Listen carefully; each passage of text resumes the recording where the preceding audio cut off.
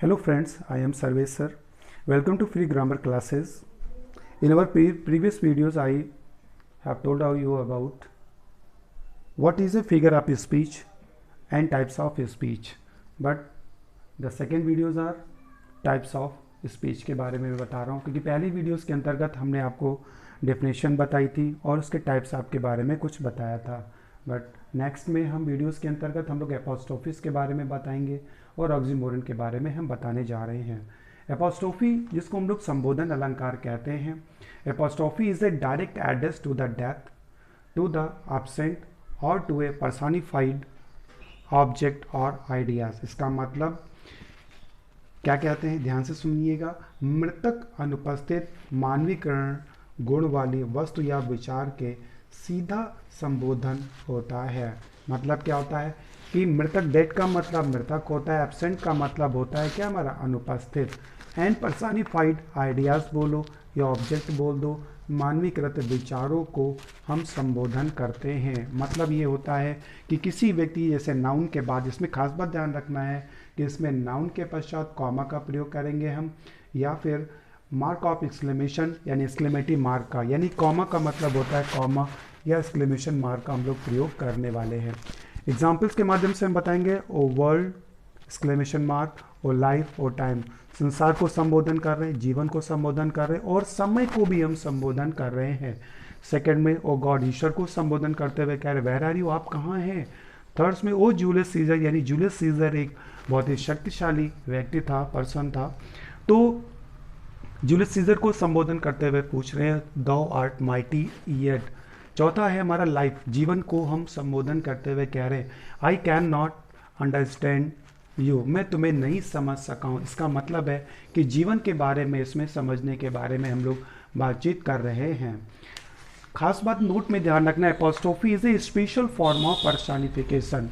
Personification is a special का मतलब खास रूप से, पर्सोनिफिकेशन इस मानवीकरण का अलंकार का ही एक विशेष रूप होता है। अब क्या होता है इसमें, हमने क्यों कह दिया, आखिर कारण क्या है, आखिर इसको मैंने क्यों कह दिया है।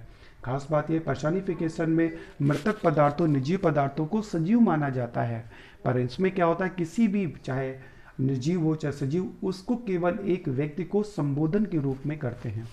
सेकंड जो हमारा है ऑक्सीमोरन, जिसको हम लोग विरोधाभास अलंकार बोलते हैं। मतलब an oxymoron is a figure of speech in which two opposite ideas are put together.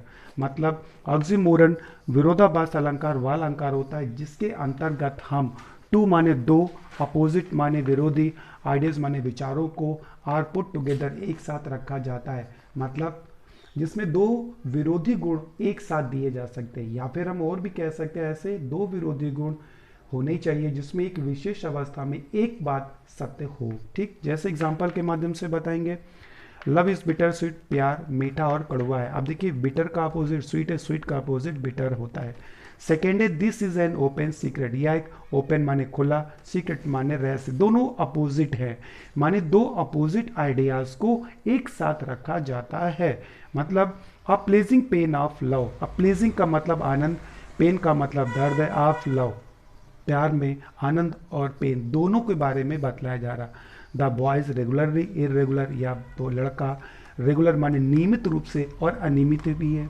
मतलब दो अपोजिट, यानी ये दोनों जो तुम्हारी हैं आपस में, बिटर स्वीट ये अपोजिट है, ओपन और सीक्रेट यहाँ पर लिखा गया, प्लीजिंग पेन दोनों अपोजिट है, रेगुलर इरेगुलर दोनों अपोजिट फॉर्म में हैं। कहने का तात्पर्य ये है कि जैसे हम अगर किसी बात को करें, यह समय दिन और रात है, अब देखिए दिन का अपोजिट रात या रात का अपोजिट दिन होता है, इसी तरीके से दोनों एक दूसरे के अपोजिट गुण हैं। हम एक को ज़्यादा खास करके हम गौर करके बता देते हैं। प्यार के इसमें दो गुण बताए गए हैं, मीठा और कड़वा, दोनों गुण के बारे में बतलाया गया है। हाइपरबोल मतलब अतिशयोक्त अलंकार। Hyperbole is that figure of speech in which things are represented as greater. Greater का मतलब होता है बड़ा और लेस का मतलब छोटा। बेटर अच्छा, वर्स माने क्या होता है बुरा, ठीक है ना। Then they actually are, they actually माने वास्तविक रूप से। वस्तुओं को यानी हाइपरबोल अतिशयोक्त अलंकार वह होता है जिनमें, या फिगर अलंकार वह होता है जिसके अंतर्गत वस्तुओं को या तो बहुत अधिक बड़ा या छोटा अच्छा या बुरा प्रदर्शित किया जाता है, जो जैसी होती उससे कहीं अधिक अच्छा या बुरा बताया। जैसे उनको हाइपरबोल, अतिशयोक्त अलंकार जिसे कह सकते हैं। 10,000 साई एट ऐसे ग्लांस, यानी 10,000 को एक से झुंड में समूह में देखा। रिवर्स ऑफ ब्लड, रिवर्स का मतलब होता है नदियाँ, ब्लड्स माने खून की, रक्त की नदियाँ, फ्लोडेड माने बह गई, इन द बैटल माने युद्ध में खून की नदियाँ बह गई। अब ये हाइपरबोल है, अतिशुक्त अलंकार है। सी वेप्ट, शी माने वह रोई, ओशियन ऑफ टीयर्स, वो इतना रोई जैसे सागर, आंसू से सागर को भर दिया। Their chief was mountain high, इसका मतलब क्या, माउंटेन हाई का मतलब आप समझ रहे हैं, इसका भाव क्या करा, उसका प्रमुख जो सरदार था, जो चीफ था, वो कैसा था, पर्वत के जैसा ऊंचा था। अति, it means a hyperbole, means अतिशयोक्त अलंकार।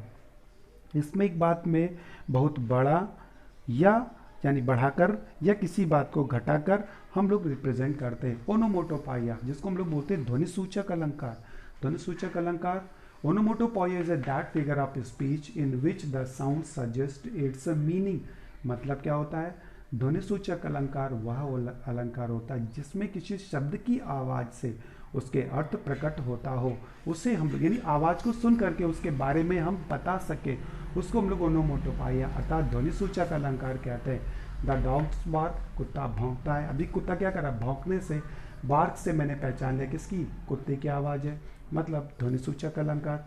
Grunt grunt goes the hog, grunt grunt गुर गुर की आवाज़ करता है, हॉक का मतलब सुअर का बच्चा। ग्रंट कर कर, द स्नेक हिसेस, मतलब सांप फुसकार फुफकार मारता है। The I heard the humming of बीज, मैंने सुनी किसकी, मधुमक्खियों की भिनभिनाने की आवाज़ सुनी। मतलब क्या होता है, ओनोमोटोपोइया के अंतर्गत जो ध्वनि के माध्यम से हम कुछ पहचान सकते हैं उन्हें हम लोग ध्वनि सूचक अलंकार कहते हैं। ये हमारे जो थे दोनों लास्ट थे जो मैंने 7 आप लोगों को बताए थे।